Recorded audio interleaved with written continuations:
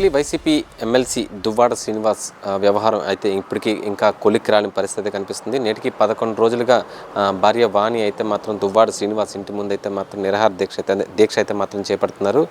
ప్రస్తుతం మన విజువల్స్లో కూడా చూసుకోవచ్చు. ఏదైతే ఆ ఇంటి దగ్గర ఉన్న టెంట్లోనే ఆల్రెడీ అటు తల్లి అటు కూతురు కూడా ఆల్రెడీ అక్కడే ఎదురు చూస్తూ ఉన్నారు.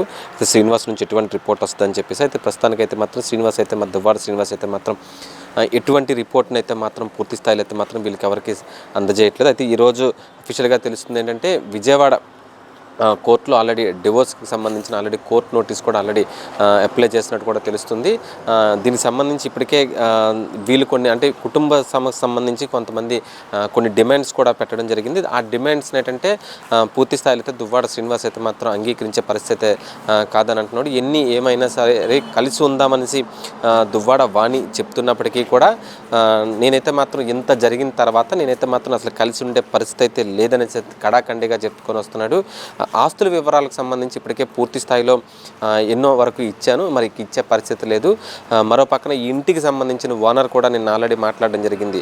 ఎవరు ఎలా పోయినా నా ఆస్తి ముందు నాది క్లియర్ చేయమని చెప్పి అంటున్నా. దానికి మరో కొత్త వివాదం అయితే చోటు చేసుకుంటుంది. దీంతో పాటుగా కుటుంబం అంటే ఏదైతే రాజకీయంగా పక్కన పెడితే కమ్యూనిటీ పరంగా పెద్దలు కూడా ఆల్రెడీ కూర్చోబెట్టి కొన్ని విషయాలు మాట్లాడినప్పటికీ దువ్వాడ శ్రీనివాస్ అయితే మాత్రం దాన్ని వ్యతిరేకించినట్టుగా తెలుస్తుంది. ఎందుకంటే చాలా వరకు ఇప్పటికే అవన్నీ చూసుకోవచ్చు. ఇవన్నీ ప్రస్తుతానికి దువ్వాడ శ్రీనివాస్ ఇంటి పరిసర ప్రాంతాల్లో ఉన్న ఇవన్నీ కూడా లాక్ చేసేసి అయితే మాత్రం పూర్తి స్థాయిలో చూసుకోవచ్చు. పూర్తిగా లాక్ చేసేసారు మొత్తాన్ని కూడా.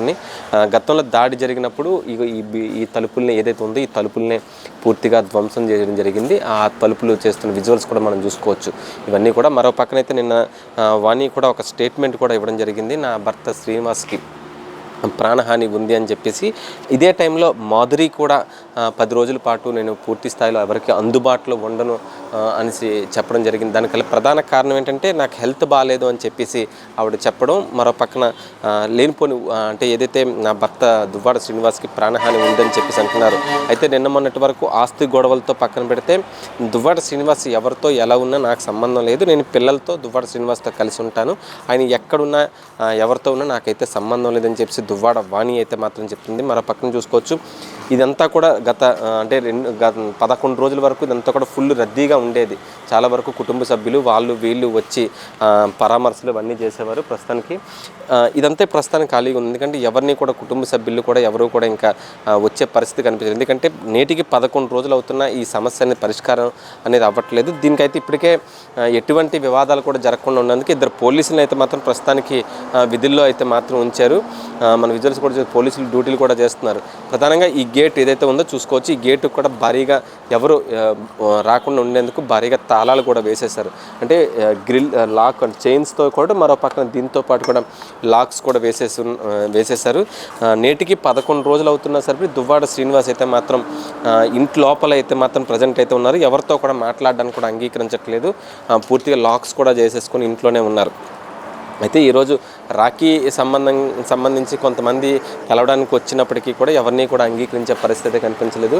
మన విజువల్స్ కూడా పూర్తిగా ఇంటిని కూడా పూర్తిగా లాక్ చేసేసారు. ఇక్కడైతే ఇలాంటి పరిస్థితి అయితే ప్రస్తుతానికి కొనసాగుతుంది. అయితే నిన్న వాణి కూడా ఒక స్టేట్మెంట్లో కూడా నా భర్త దువ్వాడ శ్రీనివాస్కి ప్రాణహాని ఉంది అని చెప్పేసి చెప్పడంతో పాటు ఇది మరికొంత వివాదంగా మారుతుంది. అయితే రోజుకి ఎప్పుడా అని ఎదురు చూస్తున్నారు. కానీ రోజుకి ఇవాళ రేపా ఇది కన్క్లూజన్కి వస్తుంది అనుకుంటున్నారు. కానీ ఏ రోజుకి కూడా ఇది కన్క్లూజన్ అయితే మాత్రం వచ్చే పరిస్థితి కనిపించట్లేదు. ఎందుకంటే కొన్ని డిమాండ్స్ మధ్యన వాణి ఉండడంతో దువ్వాడ శ్రీనివాస్ అయితే మాత్రం దాన్ని యాక్సెప్ట్ చేయట్లేదు. అయితే ఇవాళ కూడా ఒక రిట్ పిటిషన్ సంబంధించి ఏదైతే డివోర్స్కి సంబంధించి అయితే పిటిషన్ అయితే మాత్రం వేశారని చెప్పేసి అయితే మాత్రం చెప్తున్నారు. ఇది ఇక్కడ పరిస్థితి. దువ్వాడ శ్రీనివాస్ ఇంటి దగ్గర నుండి కెమెరామెన్ రాజేష్తో ఆనంద్, ఏపీపీ దేశం.